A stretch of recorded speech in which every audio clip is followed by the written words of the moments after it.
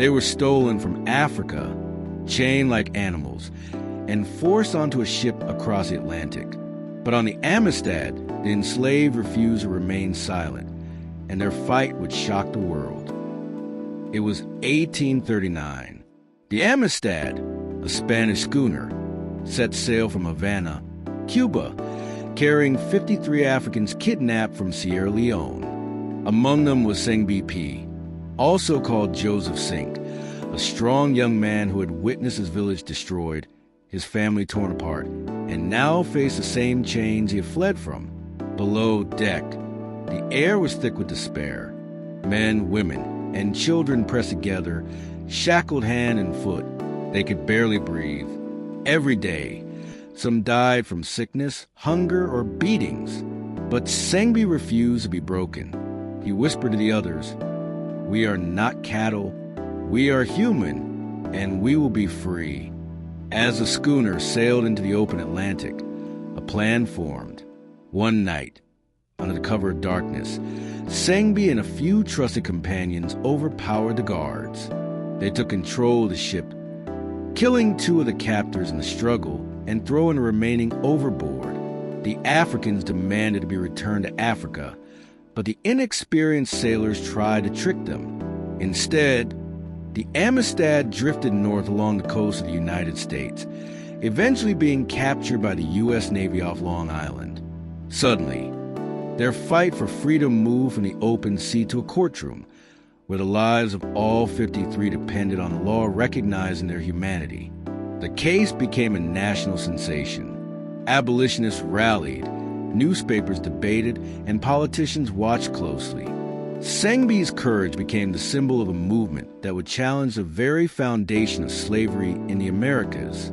Could a courtroom in the United States deliver justice to men who had survived the horrors of kidnapping, chains, and death at sea? Or would the law once again favor those who saw human lives as property? Their battle had just begun, and the world was watching. Capture at sea, chained once again.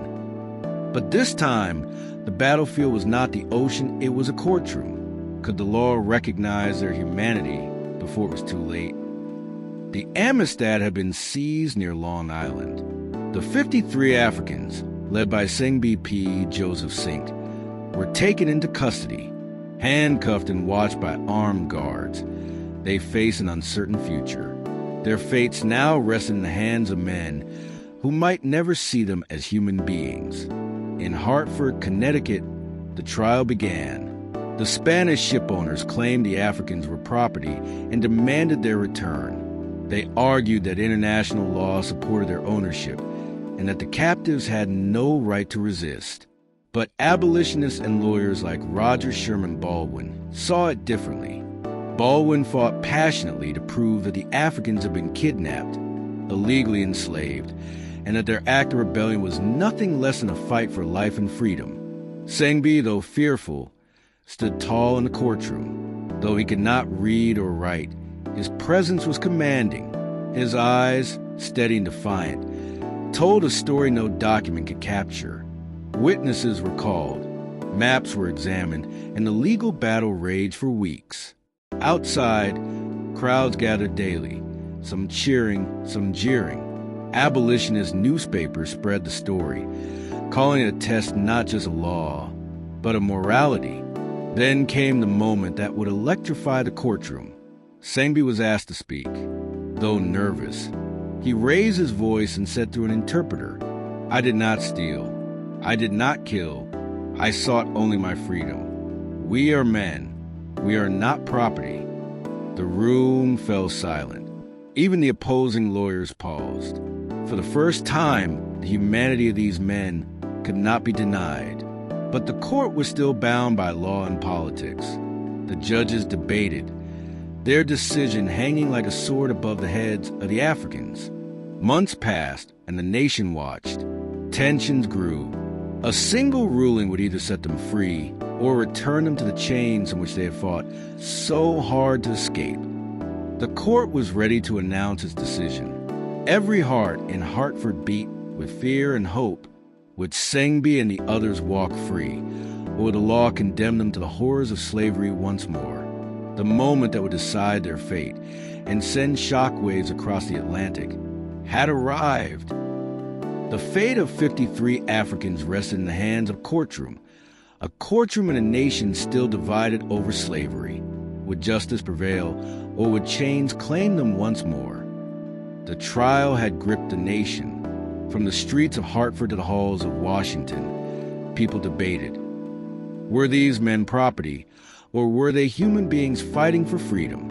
Inside the courtroom, tension was unbearable. Sengbe Pieh and the other Africans sat with heads held high, their chains heavy on their wrists, a stark reminder of the journey they had survived. Lawyers for the Spanish ship owners argued fiercely, citing treaties, property rights, and international law. But Roger Sherman Baldwin, representing the Africans, countered with the undeniable truth. They were kidnapped, illegally enslaved, and had the right to fight for their lives. The case escalated to the United States Supreme Court. The courtroom was packed. Reporters scribbled every word. Spectators held their breath. Then, in 1841, the moment came. Justice Joseph Story delivered the ruling. The Africans were legally free. A roar of relief erupted outside the court. But inside, the men remained composed. Freedom had been won, but it was bittersweet. For Sengbe and the others, their journey was far from over. Returning to Africa required more than courage. It required survival. Abolitionist organizations and supporters funded their voyage home. After months at sea, the survivors finally returned to Sierra Leone, greeted as heroes by their families and communities. Sengbe, once a captive, now walked as a free man, a living symbol of resistance and courage. But the story did not end there. The Amistad Revolt became a catalyst for the abolitionist movement in the United States, inspiring speeches, books, and relentless campaigns to end slavery. The courage of these 53 Africans reminded the world that the fight for freedom was never about numbers. It was about human dignity. Yet, history remembered more than victory. The trauma of captivity, the loss of families, and the scars of the Middle Passage remained a haunting reminder that freedom often comes at a price too high to measure. The 53 Africans returned home, but their story traveled further than any ship could sail. It became a symbol of courage in the face of unimaginable cruelty, a story that would echo for generations. And for every person who hears their tale, the question remains, how far would you go to reclaim your freedom? They survived the chains, the ocean, and the courtroom. But returning home was only the beginning. Freedom carried its own challenges and its own haunting memories. After months at sea, Sengbe Pieh and the other survivors finally returned to Sierra Leone. Families who had feared them lost were reunited. Children hugged parents, mothers wept, and villages celebrated the return of their brave sons and daughters. Yet the joy was tempered by trauma. Years of captivity had left scars, physical and emotional. The memories of the Middle Passage, of chains, of brutality at sea, and of the court battles haunted every waking moment. Sengbe Pieh became a leader in his community, sharing his story to ensure that the horrors of the slave trade would never be forgotten. He taught young Africans to value freedom, to resist oppression, and to remember that courage could change the world. News of their revolt and victory traveled back across the Atlantic. In the United States, abolitionists cited the Amistad trial as proof that justice could prevail, inspiring campaigns and speeches that pushed the movement closer to ending slavery. But danger lingered. Merchants and slavers in Cuba and the Caribbean watched the tale of the Amistad Revolt with fear. It had become a symbol, a spark for rebellion among the enslaved. Rumors spread of uprisings, of ships being overtaken, of resistance inspired by Sengbe Pieh and his companions. Sengbe understood that true freedom was more than surviving chains. It was reclaiming identity, dignity, and hope. He worked to build schools, teach the next generation, and document the journey of the Amistad Africans, ensuring the world would never forget their courage. Even decades later, Sailors whisper about the bravery of the 53 Africans who had captured a ship and faced down an empire. Their story was repeated in classrooms and speeches and eventually in history books. Sengbe Pieh lived to see the seeds of change he had helped plant. And though the scars of slavery never fully healed, the Amistad Revolt became a beacon of resistance, proof that even the most oppressed could rise and reclaim their humanity. The Amistad Africans returned home, but their story traveled further than any ship could sail. It became a symbol of courage, resilience, and the enduring fight for freedom. And every time someone dares to fight for justice, their voices rise once more. We are not property.